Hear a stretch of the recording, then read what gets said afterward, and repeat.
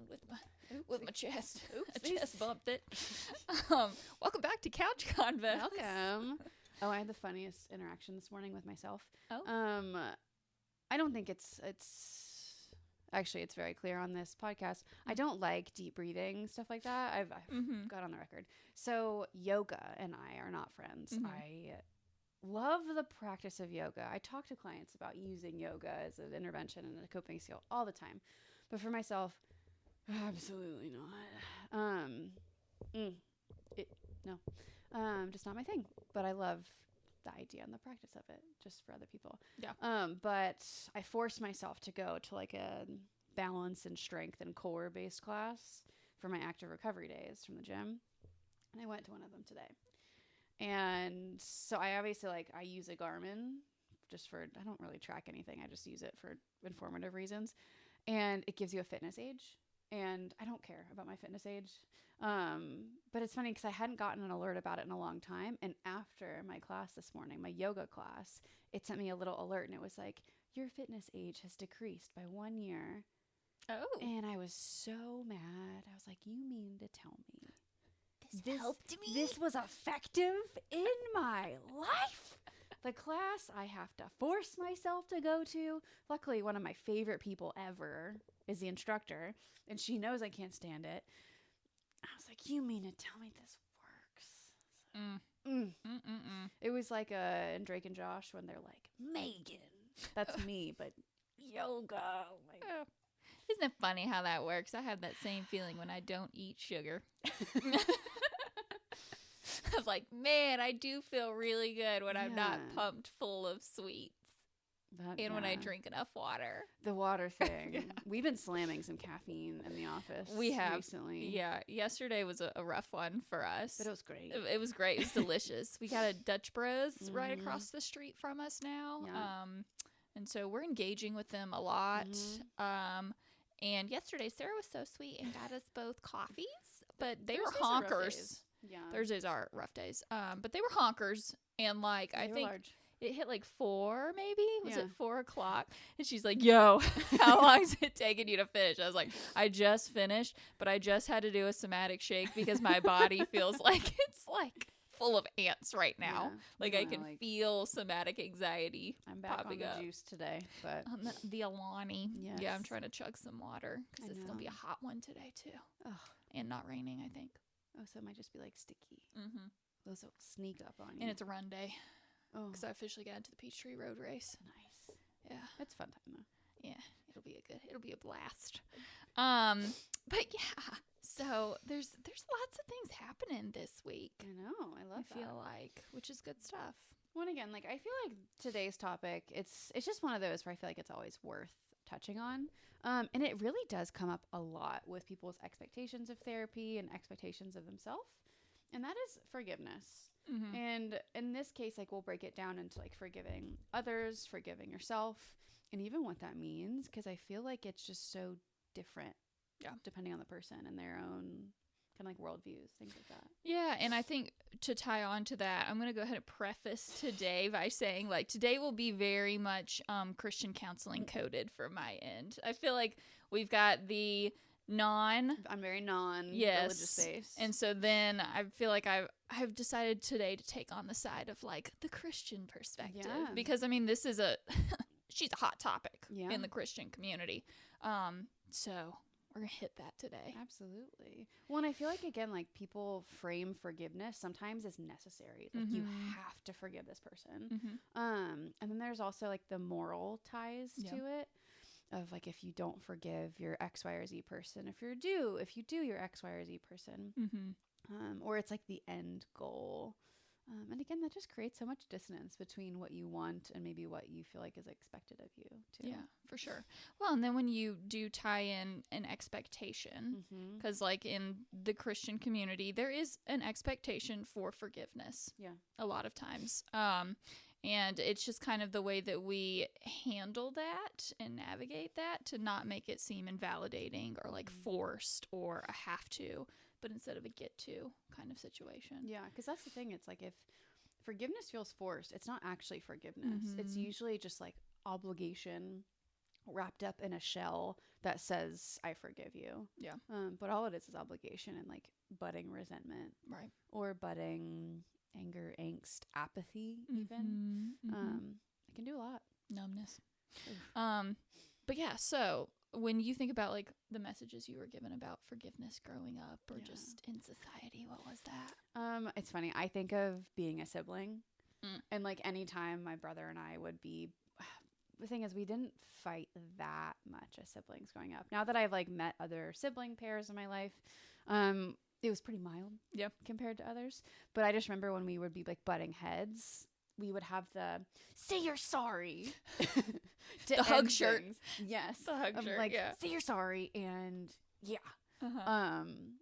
which we really didn't get that a lot, but that's honestly what comes to mind. A book I just read also comes to mind. It's in a reality that's not ours. It's like a fantasy book, but the main character grew up in like a foster care-esque environment, and like her chosen family is like her foster sister, quote unquote.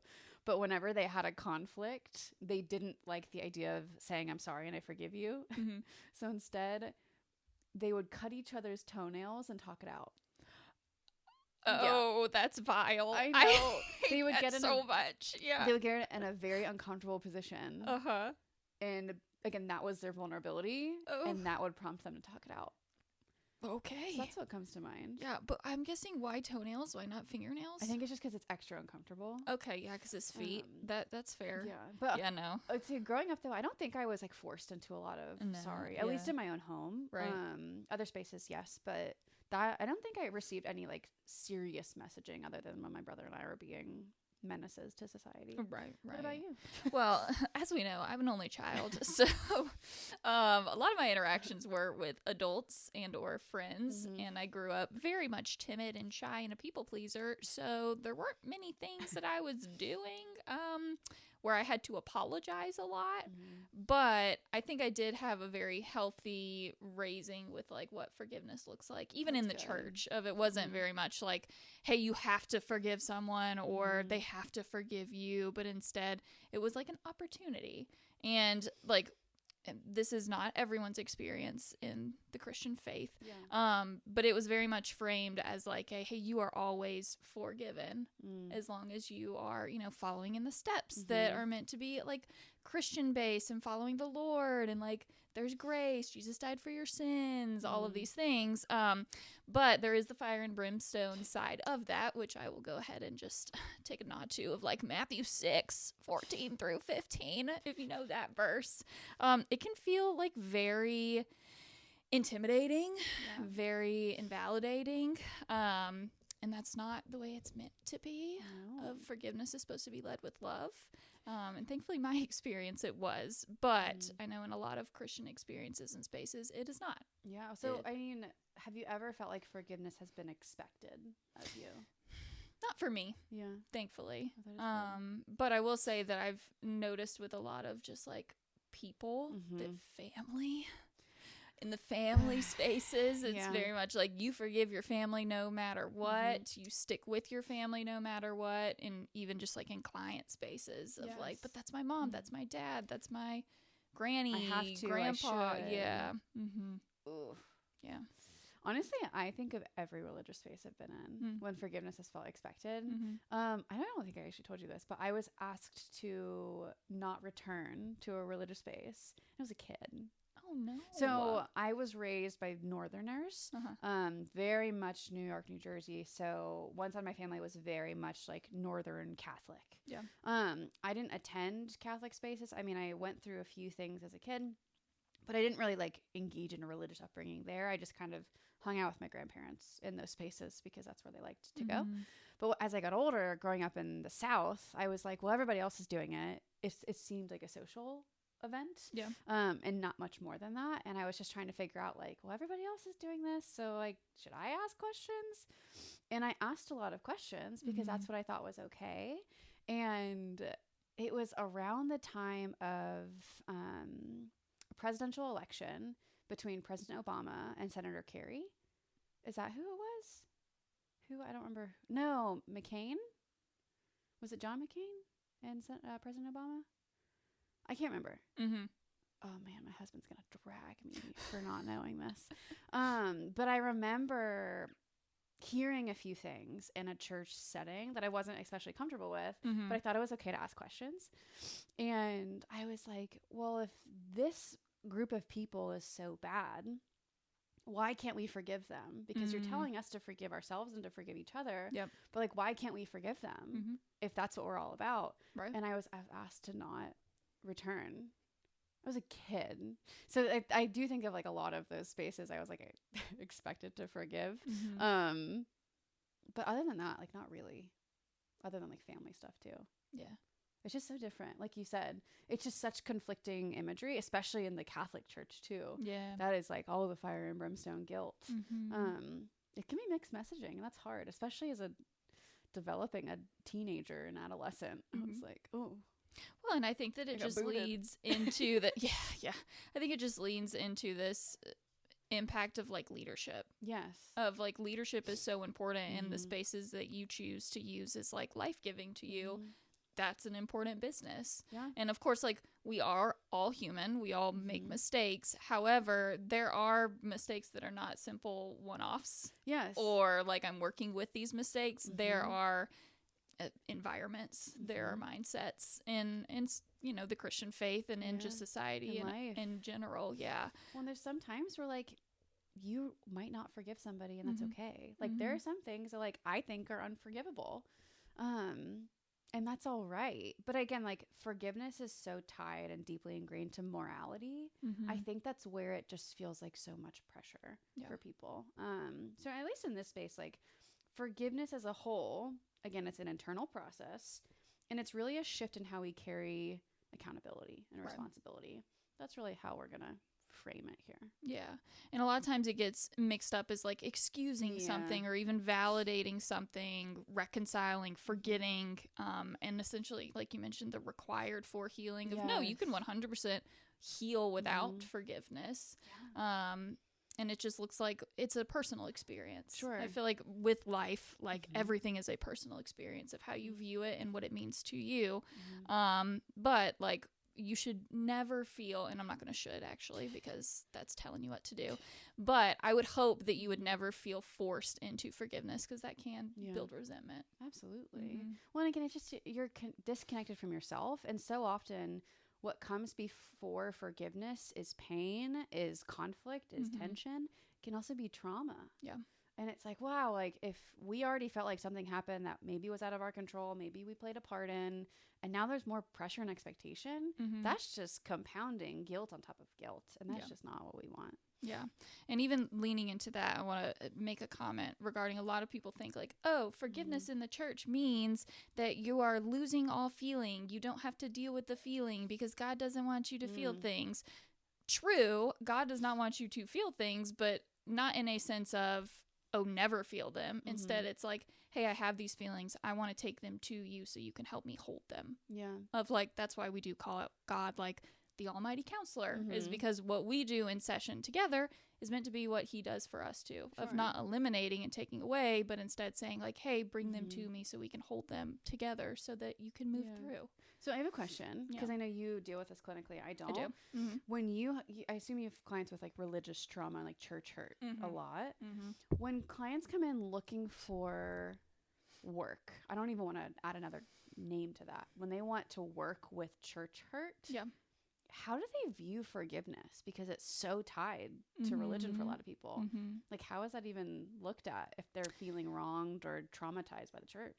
Well, when you're working with church hurt, you don't bring church into it. Yeah. You're essentially like, okay, yeah, what does forgiveness look like for you? Right. What have you been taught about forgiveness when I'm thinking of like the dissonance of like, here's what the church told me about forgiveness, here what I think about it, and then here's where the pain happened. That just came to mind, and I was like, oh my gosh, this is so tangled. Yeah, and it's very much a Venn diagram of things. Yeah. But even I think that's the hard part about working with clients who have had church hurt is because there is so much overlap, and you have to parse out like, okay, what do you want to keep versus what don't you want to keep versus what do you want to keep but you want to redefine for you. And I think like laying all of that out is so important so that it's not a like, well, I was raised this way, so I have to feel this way. It's like, no, you don't. they don't. Well, it's so different too, because it's not like someone is processing workplace trauma. Yeah. Because their workplace doesn't typically tell them the kind of person they are. But then you think about like religious settings are so deeply intimate that I'm sure that just, the more I think about it, the more I'm like, whoa. Yeah, you can't walk away from it. I know. Like, I'm thinking about like roots in a tree and then all of a sudden it jumps up and you trip. Well, and then you bring in family too, especially if their family is still in that church setting, and then it's like, well, what do I do about family? And then it's just, it takes time. It takes time. A lot of trust building. Yes, a lot of trust. So what research tells us is that forgiveness improves mental health outcomes only when it is self-directed and not pressured, which I feel like that's kind of like a duh moment. Yeah. But we also have to think about what forgiveness that was pressured looks like. Yeah. And I think especially for women, and especially for women in the South, that might exist more than we realize. Because even I think about like when we are like in a grocery store and someone bumps into you. And if someone bumped into me, I would say, I'm sorry. Yeah. Oh, sorry. Sorry for being in your way. Yeah. Sorry for taking up space. Well, and at the same time, like, I don't actually mean it. No. So in that case, forgiveness is not self-directed, it's pressured. Right. And so I think it's interesting when we really think about this idea of forgiveness, of how often we're giving forgiveness to others where it might not need to exist. It's literally just connection. Yeah. It doesn't have to go to forgiveness. It's just like we're Talladega Nights, like NASCAR version, and the aisles over here, like, all right, you okay? Yeah. But that's it. Right. It's checking in instead of, because I mean, if forgiveness, I'm sorry. if forgiveness feels automatic, then does it actually mean anything? Correct. No. Yeah. It's just like, I think it like sheds light into this core belief of like, you are an inconvenience by existing. So if anyone interacts with you, you're inconveniencing them. So again, I like that research, and I think it's pretty self-explanatory, and like of forgiveness really only helps mental health when it's self-directed. And I think that kind of brings in that layer of like, we got to figure out what forgiveness even means to you and where it might already exist and we don't realize it. Yeah. So when we talk about forgiveness, it comes up with reconciliation. Yeah. And so where do you notice like people confusing those two and like meshing them when they're not actually meant to be meshed? I had a weird relationship with the word reconciliation because it reminded me of, I don't have a lot of memories of this, but I had to go through classes in the Catholic Church for communion. And they used the word reconciliation a lot. Yeah. And we were bribed to reconcile with Skittles. Oh, Skittles are pretty dope, though. I mean, at the time it worked. Yeah, it's like, ooh. But I think, I honestly, when I was like thinking about it, I was like, why does this word sit so funny in my body? And my nervous system was activated. Again, like, I don't have religious trauma. Like, no. Yeah. If anything, like, faith was my, like, way to talk to my grandparents. Especially, like, I'm in a very interfaith family. Yeah. There's nothing wrong with it. But I even feel it right now. But I think with clients, we see a lot of confusion with reconciliation and trauma work. And I think a lot about our beginnings of working. Yeah. Of when we were working in the Child Advocacy Center with the kids who have been impacted, typically by sexual abuse. And a lot of the time, these families would say, you're going to forgive and reconcile with the abuser because they're still in your house. And I see that a lot. And now outside of that setting, I now work with a lot of the people who have said like, I cohabitated with my abuser for X amount of years and things like that. So I see a lot of that confusion in early childhood trauma that happened within the family unit and within the home. Yeah. What about you? Yeah. I mean, truthfully, the only time that I had an experience with, or I wouldn't say the only, but the first time I experienced that was when we were at grad school, and we were sitting in the parent sessions where essentially we were in the room with I think they were actually called reconciliation time or like like the reunification. Yes, where we would essentially just sit in the room while they hung out, the visitation, and spent time together and just like watch. And it's uncomfortable, and I'm glad that we can be there in that space to like care well for. Sometimes it was our client, sometimes it wasn't. I don't think I ever had a client in there. It was usually not. So I was like, I remember one person was in there with their client, but I don't think I ever did that. But to be able to be like a safe space and a safe person for them in that setting, but well, I think you're right. Man, Again, that brings up, there's so much confusion of forgiveness and reconciliation in the justice system itself. Because, I mean, we worked parallel to that system. And it's just wild because in those visitations and in the reunification sessions that we had to take notes and supervise, legally, they were not supposed to be with their offending person. It always had to be between the minor and the non-offending caregiver. Yeah. But if there were no charges, or charges were dropped, or there wasn't enough evidence, technically there wasn't an offender. Yeah. And so often we would be sitting in the rooms and we would know this is the offender with these children. And so it was the same thing of like, it's forced reconciliation. And sometimes, I mean, I remember one specific client, she wanted it. Yeah. Because like, it was her dad. And she's like, this is my dad. I love my dad. And that's so hard because that's why we talk about like feelings are not black and white. There is no like, so nuanced. Yeah. It's like there isn't one right or wrong way. They are just so meshed, and there is like the gray in that. And so it's working with that, which is very difficult. It's so hard. Very difficult. Well, and even this idea of like, what is a misconception that you typically hear from clients about this? About reconciliation or about forgiveness? I think both. Okay. Yeah, and I think honestly for forgiveness and reconciliation, it's essentially the idea of like I have to deny my feelings.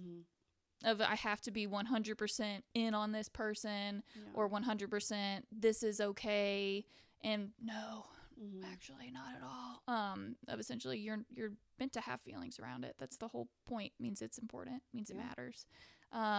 And so the idea of like, I have to deny my feelings in order to move towards this or not move towards this. I hear a lot of like, I just need to get over it. And with my adults, I do think it starts with like the 12-step model, because I think it's step 9 that's making amends. I think people confuse that with forgiveness and reconciliation, because I'm like, you can make amends with somebody and still not forgive them. Yeah. Or that doesn't mean you reconcile. So I think there's a lot of that of like, I have to forgive or I have to reconcile in order to quote unquote get over it, heal, move forward, whatever. It's a lot of the shoulds. Yeah. The shoulding. So forgiving others when it helps. When anger is consuming, and it's moving into your being of like, you feel it in your heart. Also when you're ready, of like, that's the most important part, is like when you are ready to actively do it. Just like with driving, I like to, when I don't know why this comes to my brain, but like I had the ability to get my license for about a year. I didn't do it because I wasn't ready. I had the ability lawfully. I had all the knowledge. I was able to like go ahead and move forward and take the test and do all the stuff, but I wasn't ready because I was scared. And so I didn't. And like same thing with forgiveness, of like, it does take a willing, and this is Christian terminology, a willing and open heart to be able to accept something like that, because our heart is the blood flow and the source of all life from God. And if we just allow things to come into that when we are not ready for them, or they're not in the space for us, then they're not meant for us.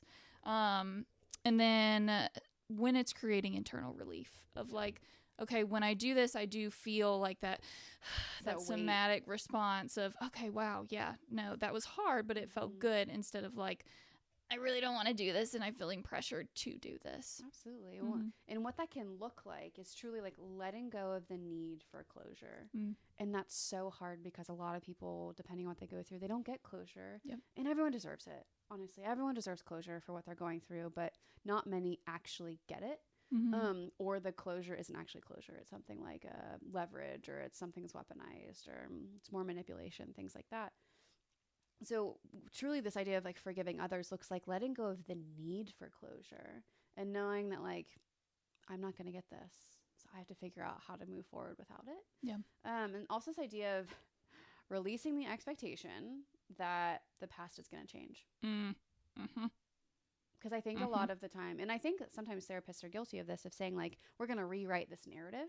Yeah. Narrative therapy. And I think it's fantastic, but sometimes with forgiveness, it's not about rewriting the past. It's about rewriting the potential for your future. Right.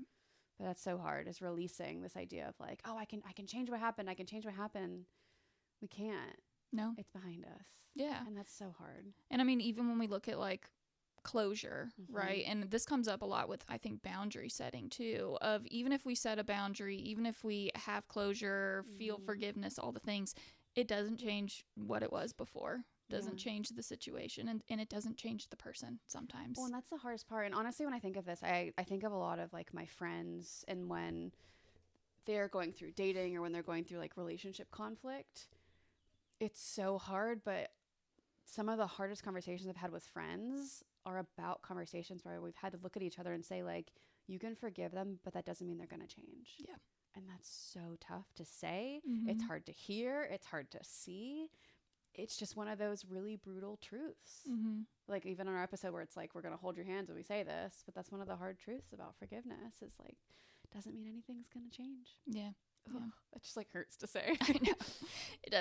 It sucks to say it's so hard. It is. But a little statty poo. Yeah. Chronic anger, rumination, and resentment towards others is linked to higher anxiety, depression, and physical stress markers. I feel like this is another stat. It's nice to hear it in research, but it's like, of course, that like makes sense.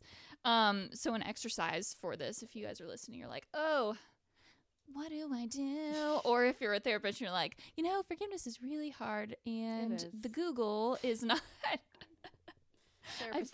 I've read all the things in research, all the whatever.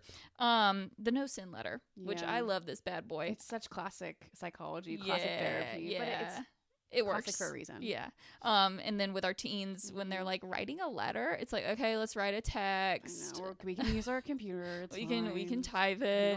But there's something to be said for being able to use a pencil in your hand and write it on paper. Yep. But writing a letter to someone that you are struggling with, or that relationship is a struggle, or you're struggling with feelings surrounding an event, whatever it might be. But writing them a letter, essentially like expressing something, either one that you wish that you could say, or truthfully like how they've hurt you, what you're feeling, what you're needing at the time, like how it's changed you. We talk about narrative therapy. This is a lot of where that comes in. But here's the important part. Do not send it. Which is so hard, because a lot of people finish their letter and they're like, this feels amazing. They're on the top of this mountain. They're like, you know what? I'm going to send it to them. So why is it important that you don't send it? Because you might feel differently after you send it. Yeah. And because it's the impact of it is not to show them, but it's to show you. Yes. It's truly this idea of like expressing yourself without consequences, and to process what happened, again, without opening contact back up with them in this capacity. Because I like you said, and I love that you explain why it's important to not send. Yeah. Because I do think that by the time someone writes this letter, types this letter, whatever, they just want to send it because they think that that will give them this major relief. Yeah. But oftentimes not sending this letter is what will give you that relief. Because again, forgiveness sometimes in this way is an internal process. Well, and I think it also gives us our autonomy back. Yeah. And it's empowering of like, hey, I don't have to prove anything to this person, or I don't have to push judgment on this person. That's a big thing that I think I get into a little bit later when it comes to like what judgment is and all of these things, because a lot of us want like justice and all this stuff, and it's like, okay, you can have justice for yourself. And then also like if it's a piece of paper, I can assure you it feels so nice to just like rip it, burn it, drown it if you need to, stick it in a mud puddle, whatever. You might think like, oh, that's so cheesy. No, it feels but great. I literally buy those little ceramic vases from Michael's for people to just like smash because it does feel so good. It's so cathartic. Well, then how do you help clients forgive others if they want to forgive without re-engaging contact with who have harmed them? Yeah. So we spend a lot of time talking about the cost of holding on versus the cost of letting go. Just that phrasing, the cost of holding on versus the cost of letting go. Yeah. Of like, okay, what is it? What does it mean to hold on to this? Like, how is it impacting us? How's it? Because like, this is so cheesy and I'm just going to go ahead and say it. Forgiveness is not about others. It's about yourself. But it is so true. Like that. And that's what the work is in is like recognizing, okay, how has this been impacting me? Yeah. And like, what would it look like to not allow it to have this hold over me? That's a very like overarching kind of one. Now into the Christian perspective. And the reason I'm caveating with this is so that we don't confuse them, because they cannot be used with every client. They cannot even be used with every Christian. So it is very much like more nuanced in what this looks like. Yeah, there's so many different denominations. Yes, there is. Yeah. Well, even like I was talking to someone recently, and I was talking about like my Jewish ethnicity, and I was like, yeah, you know, like pretty much similar book or same book in some context, different meaning. Yeah. And they're like, what? Yeah. People interpret and perceive things so differently, and that's okay. Yeah. Even, I mean, you think about the Bible, we have, I should have looked that up. That would have been great. How many versions of the Bible we have? My gosh. Like so King James version and I don't even remember all the acronyms. All the letters are after? Where it's like the Holy Bible, then there's a bunch of letters? King James version is very much like the Old English. Oh, okay. Because there's usually like a bunch of letters or before or after or something. Oh, yeah. I'm wondering if it's just like different versions. Maybe. I don't know. I'd look that up. I might have to check into that. But from the Christian perspective, this does look like what we go to when we move towards prayer. Of like being able to have that release and that connection. Yeah. Because, you know, prayer a lot of times just means like people think it means I'm asking God for what I want. And it's like, okay, kind of. But mainly prayer is meant to be used as a way of building that relationship, building that connection. Yeah. It's catharsis of like, hey, I'm taking this to you, I'm bringing this to you so that you can help me with it. He already knows what's going on within you. But by you having the autonomy, the authority, the power to bring that to him, he's like, hey, you're entrusting me with this, and I'm entrusting you with helping. So prayer and giving that. And then this is where we get into like justice. Because I feel like a lot of times we want justice. Like, I want this person to hurt. I mean, I'll forgive you as long as I watch karma work. Yes, which I am very guilty of. So we both have a petty streak. Yes. We were just talking about it. We were just talking about the petty streak. And so like this one's hard for me because I'm like, I want them to have justice. Yeah. I don't want them to get what they want because how they wronged me, when in reality, in the Christian perspective, that is not ours to give. Of like, we are meant to release that, and that will be brought by their relationship with God, and God is meant to take that over.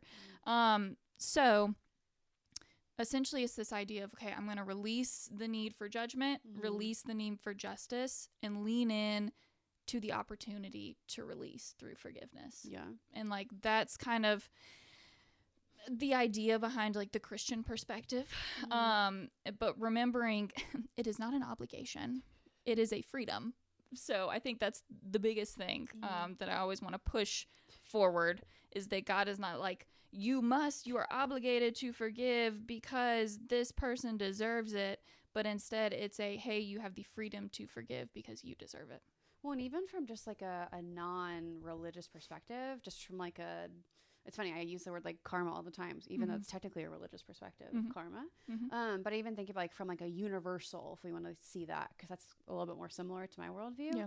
It's this idea of like, if you are putting all of your faith in justice and you're saying, I'm going to release control, it's all these contingency plans. And you're saying like, I don't deserve freedom from this feeling. Yeah. And you're putting it on the backs of something else. And like, again, I'm also guilty of it. I'm like, especially knowing that like we both intellectualize and we underplay a lot of things. So I know if we both get to the point where we're thinking someone has wronged me, it's probably a lot worse than we care to admit. For sure.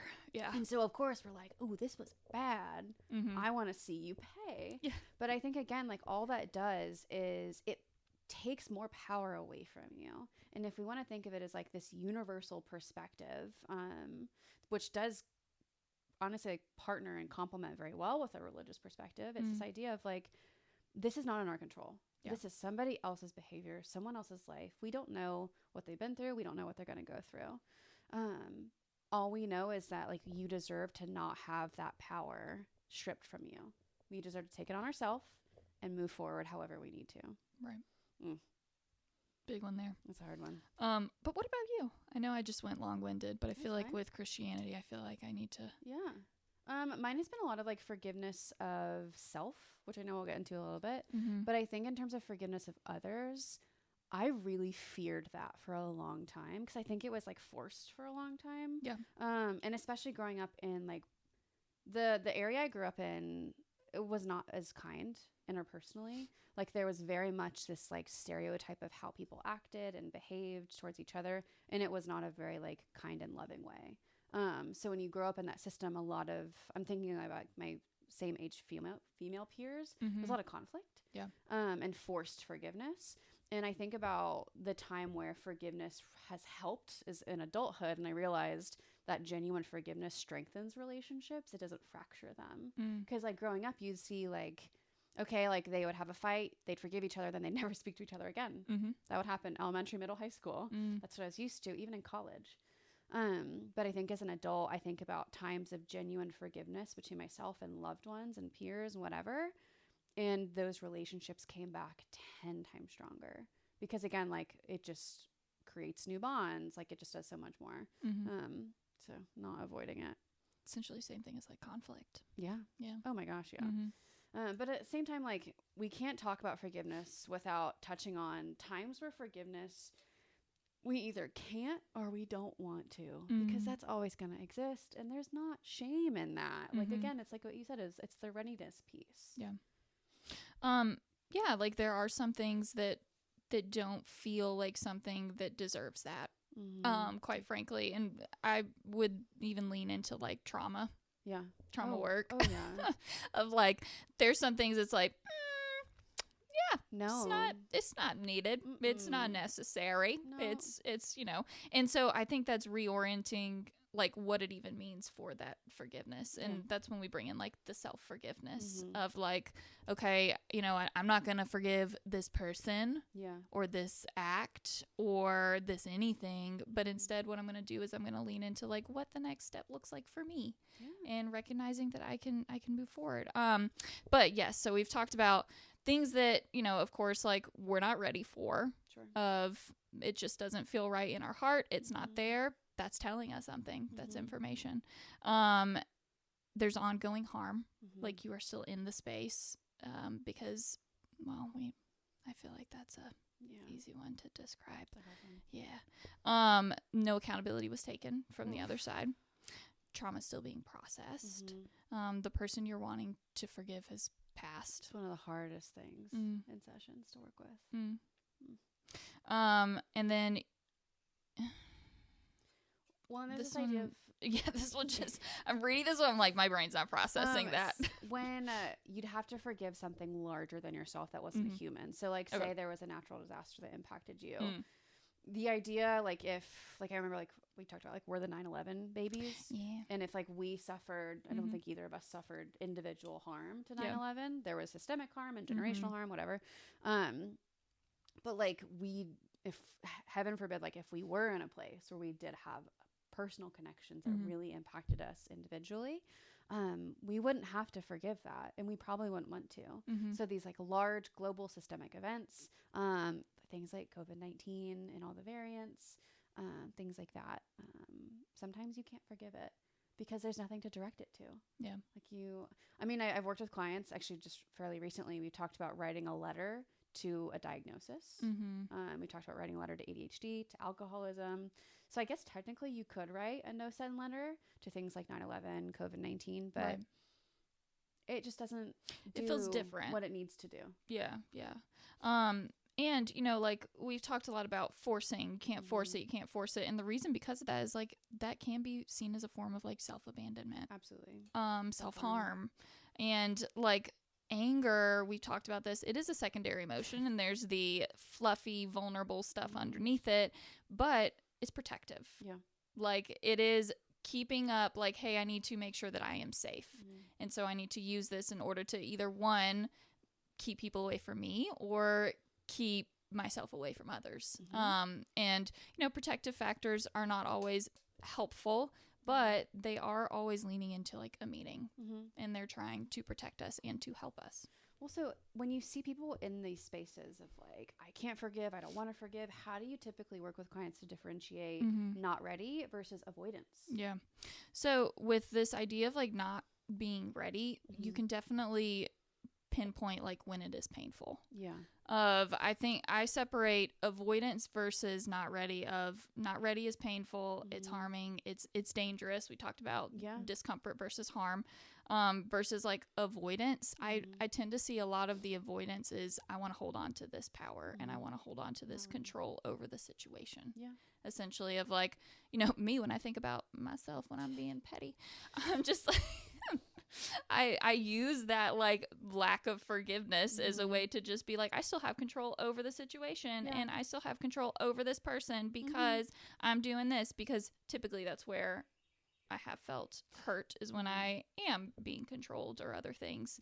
Yeah. So we kind of parse out like, what does that look like? What's the feeling behind it? And if it is more pain-based, harm-based, then we identify as like, okay, we're still working there and that's okay. Versus if it's avoidance, which is very much based in that, like, I want to control the situation. I want to have it. I want it to be mine. I want essentially like the judgment piece. Yeah. What about you? I see it in terms of like stages of change and like education and equipment. Sometimes I see like not ready as like a harm space and also lacking tools. Yeah. But then avoidance is like you have the tools, you're just avoiding discomfort. So when you're not ready, it's again like you just don't have the tools in your repertoire. We still need to learn more about ourselves, about what we need, what we want. But when we avoid, we have all that we need. Yeah.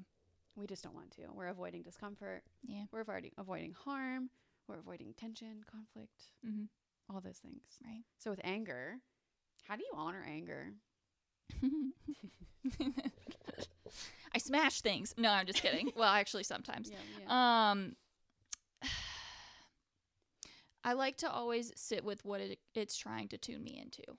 Of like, yes, giving it space, of saying like, hey, you are here. Hey, I hear that. However, in my belief, being a Christian and in Christian work, we are not meant to respond out of anger. We are not meant to hold on to anger. And so it's sitting and it's saying like, hey, you are here. Okay, what are you trying to tell me? Yeah. And what do I do for that? Of not just completely shoving it to the side, because I think that's always the verdict on what we think that is. It's like, no, anger, boo, bye, put it in a box and shove it. But instead it's saying like, no, okay, yeah, you're here. Of you mentioned like inviting them to the table, inviting it to the table, but then also understanding like, what is its meaning for me right now? What about you? I struggle with anger. I still do, very much so. Anger is something that I never have felt comfortable and like welcome to.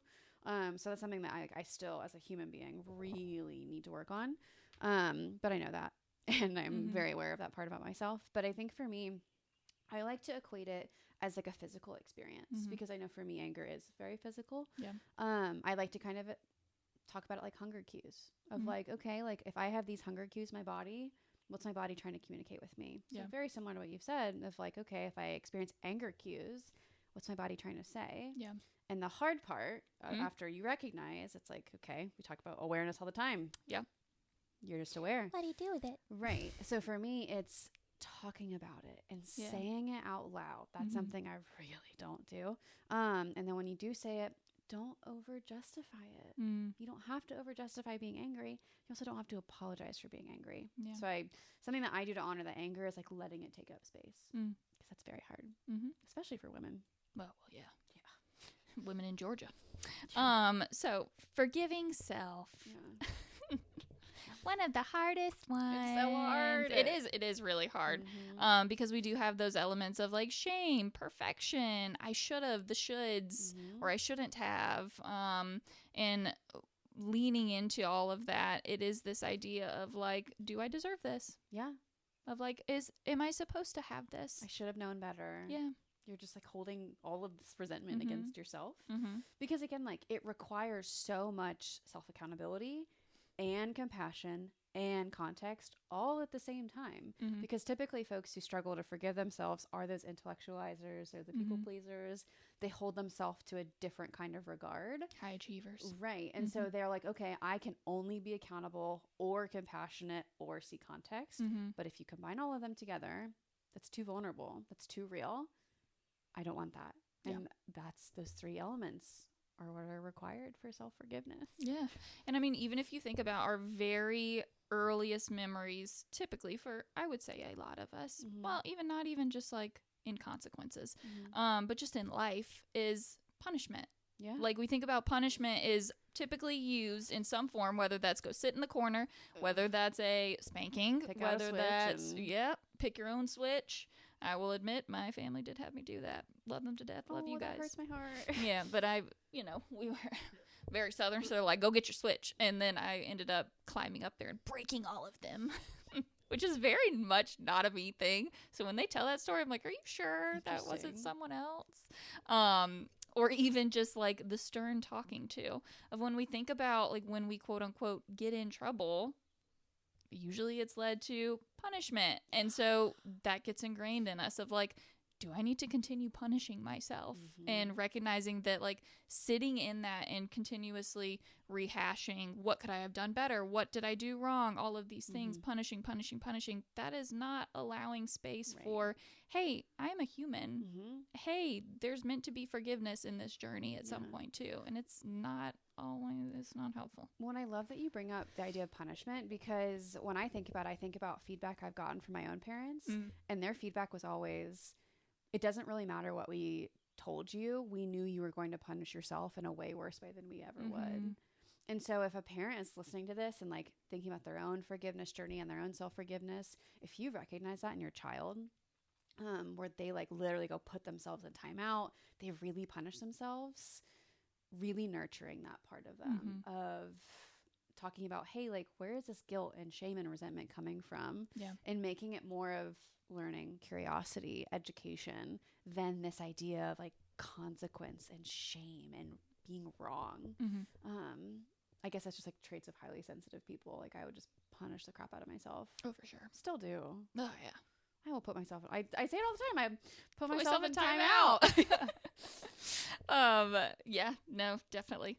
And here's another, makes sense.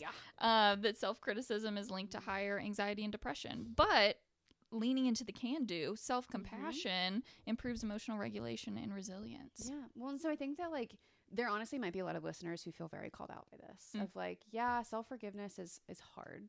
And I do think it's unfortunately one of those universal truths. Because again, like, we are in an age where we live in all or nothing thinking, and that's encouraged of you are only right or you're only wrong, or you screw this up, or you're amazing and you're always a bad person and you can never win. That just leads to a lot of self-criticism and self-judgment. So I think if listeners hear this and they find themselves in that space and they're feeling the shame come in, really checking in with yourself. If there's a specific instance or person or occasion you're thinking of, really checking in and asking yourself, what did I know then? And what did I know now? And giving yourself that space and that patience, and just saying like, you don't know what you don't know. So why are you punishing your past self when they no longer exist at the table? Because you're a whole different version of you. And maybe it's like, okay, I can hold myself accountable by being me that's now and not me that did this before. And that's true self-compassion. We're all living life for the first time, you guys. It's so hard. There's no real book for a lot of this stuff. So I guess, why do you think self-forgiveness is so hard for people? It's just like, it's a you versus you. And again, it feels like this inner conflict. And I think for some people, they feel like if they forgive themselves, they're like excusing away something, or they're changing their standards, or it feels like the easy way out. And again, like, I just think it really requires care and love for yourself, and some people don't have that. What do you think? I think one, it is that idea of like, I can still hold on to like this illusion that I had about a situation, or even about me, and honestly not have to be vulnerable with it, because I know shame and guilt, I mean, those two, they get meshed in together all the time. But also like that we're not able to distance from ourselves. I know people or situations, like, we can say like, okay, I'm just gonna stay away from that, and then it's kind of easier to give ourselves time to process, understand, talk about it. But when we think about like ourselves, we're in our own bodies all day, every day, and it starts to feel even more vulnerable, because I mean, we're in it all the time.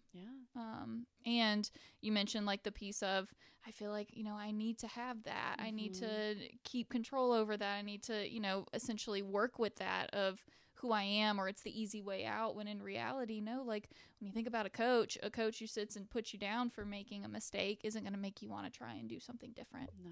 I saw something recently and it was like, you can't hate yourself into loving yourself. Yeah. It's like, yeah. But a lot of people think that by hating themselves with such intensity, they're going to end up loving themselves. Yeah. I think we see that a lot in like gym culture too. But yeah. So what do you feel like accountability without shame looks like? So when we look at this, I like to always differentiate between shame and guilt, of identifying like, okay, there actually are helpful forms of guilt, because that helps us to move towards who we want to be, align with our values, and it doesn't internalize it. Shame, on the other hand, is like, when I did this, it made me a bad person. I'm a bad person for doing this. Guilt is, I made a mistake that I'm not okay with. And I think it's leaning into, okay, you are not a bad person just because you made a decision in which you don't agree with. Yeah. Even if it's from you. Of like, okay, yeah. I mean, hey, I make lots of petty decisions, and I would not consider myself a petty person. And so it's like checking in with that idea of like, okay, this was an act. Doesn't define you. It doesn't define who I am, and I need to separate those. And when we do that, we don't carry that shame in that. And it is much easier to be vulnerable of apologizing fully without trying to justify or do any of that. Oh, yeah. What about you? I actually got some feedback recently from a friend that they said that I do this well, of like holding them accountable without shaming or judging them, which first of all, I really appreciated that. It was really nice. That's nice. And so I actually reached back out before this episode and I was like, hey, like, can you tell me about that? And I like explained what the episode was about, what we were going to talk about. Yeah. And I asked them, I said, why do you feel that way? Why do you feel like that happens?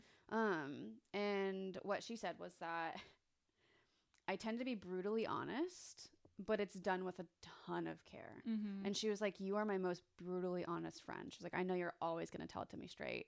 And I get nervous when I hear that, because I'm like, oh no, like, I don't want you to think that I'm like judging or being mean or being like rude.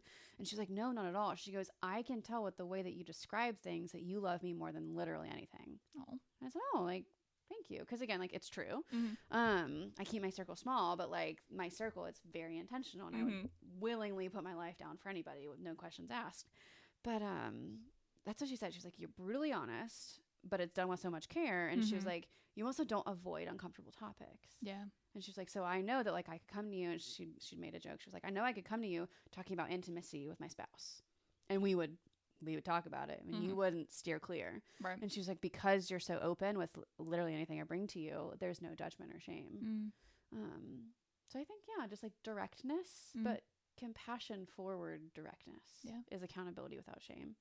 I also really appreciated that feedback. That's great feedback. One of the nicest compliments I've ever gotten. Yeah, you got to write that one down. Use it as an affirmation. Yeah. I also get really nervous when people are like, you are so direct. I'm like, I'm sorry, question mark. Well, and I think that gets such a bad rap, that term direct, when there's so many ways to be direct, and you lead with care. I always just, I joked, I'm like, I'm just lazy. Like, I don't want to lie. But at the same time, like, I would happily take a bullet for any of my friends. Right. Like, yeah. Also, if you're gonna ask me a question, I'm gonna answer it. Yeah, honestly. get ready for the answer. But if it's gonna land a little funky, I'm gonna be like, hey, like, I imagine this might not sit well. I love you to death, but like, I'd rather say this to you now than something happen years down the line. Right. So again, when we think about forgiveness, we really have to think about this idea of forgiveness versus boundaries, because people really confuse the two of them. They're like, well, if I set a boundary, we're good. Yeah. No. Right. Respectfully, no. Yeah. Forgiveness is internal. Yep. Boundaries are external. Yeah. Of you can 100% forgive someone or a situation without letting it have access to you or still be in your life in some capacity. Well, this idea of like talking to someone and being like, I don't hate you, but I also don't trust you either. And having this idea of these feelings can coexist, and like, I've made peace, but I am not re-engaging. We don't have to be buddy-buddy, but like, you know, that's fine. And if it really helps clarify the boundary that you're setting with them, with you, and asking yourself, like, what level of access feels safe for me right now? Yeah. Do you want full, limited access, no access, whatever? And be like, this boundary keeps forgiveness from becoming X, Y, and Z. Whether it's this boundary keeps forgiveness from becoming betrayal, abandonment, things like that. Like your boundaries are protecting your forgiveness so that it's not morphing into something different and something that's potentially harmful. Right. So where do you see people confusing forgiveness with like reconnection? Breakups. Breakups all the time. And I feel like it's always like, oh, like, let's just be friends. You know what? I am not friends with any of my ex-partners. Oh. And that's okay. That's my forgiveness versus boundary. Yeah. It's like, you know what? Yikes. I truly wish you the best. Yeah. I like genuinely do. And I like seeing them happy. I like seeing them succeed. But like, you're not going to have access to me anymore. Yeah. No. I will say it takes a strong soul and a strong heart to be able to still maintain friendships with like exes. In a true, healthy friendship. True, healthy friend, where it's not like friends with benefits, a Nobel Prize, or anything like I could not. I could not. So yeah, that makes sense. Breakups. Yeah. Yeah. What do you think? I'd go back to like family. Yeah. I think family's a big one. Just honestly in all of this, because it's your blood and it's all these things, and when in reality, like, you get to choose. And we as therapists, I think we get a bad rap for this, of where you're going to come in and we're going to tell you need to cut off so and so, or they're a bad parent. No, never. No. Unless you want to. Right. We would never force you into disconnecting from someone, but we also don't want for you to feel forced into reconnecting. Obviously, if it's unsafe, like, we're going to talk about it, but like, you're right. I do think a lot of parents come in and they're worried, especially parents of teenagers. Yeah. They're like, ooh, is this therapist going to make my kid hate me? I don't know. I don't know. It's like, I won't. Yeah, I'm not. That's not my objective here. But I understand how that happens, though. Yeah. I totally understand why that worry exists. Yeah.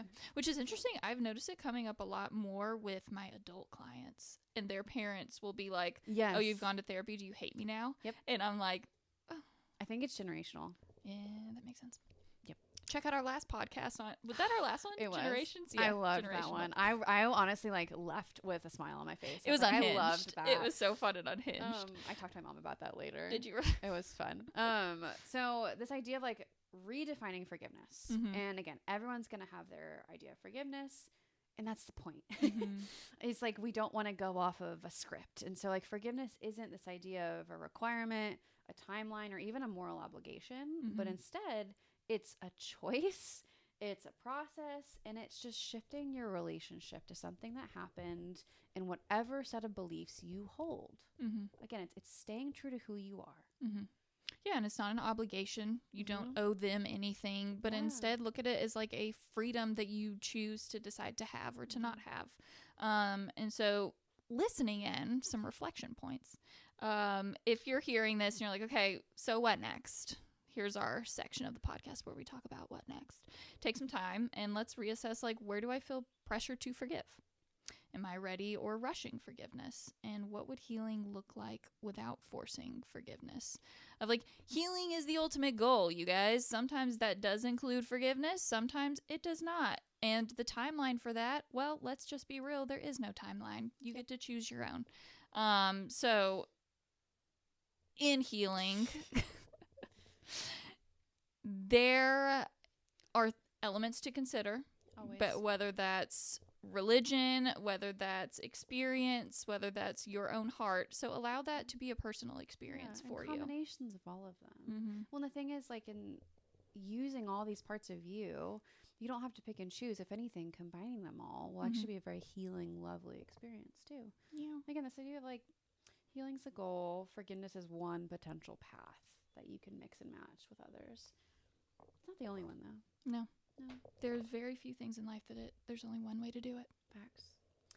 As always, Couch Convos is not a substitute for therapy. But if you find yourself in crisis, in an emergency setting, please go to your nearest emergency room, call 911, dial 9 or 88 or text 988 and get that immediate support that you so well deserve. Yeah. And if you want to work with us, you know where to find us if you've been listening. But if not, I'll say it again. Check us out on www.soulhavengeorgia.com. We're also on Instagram, TikTok, YouTube, Spotify, iTunes. Just hit 900 followers on TikTok. Ooh, Who is she? Who is she? Also, it's funny because neither of us, I don't know why I said none, but neither of us are like TikTokers. No. Like, we're not on the TikToks. We're just girls. we're just girlies. So the fact that like that's the one that's popping off, I think that's kind of funny because I feel like we both had to learn even how to use TikTok when we got one. But yeah, go check us out. But until next time, toodles noodles.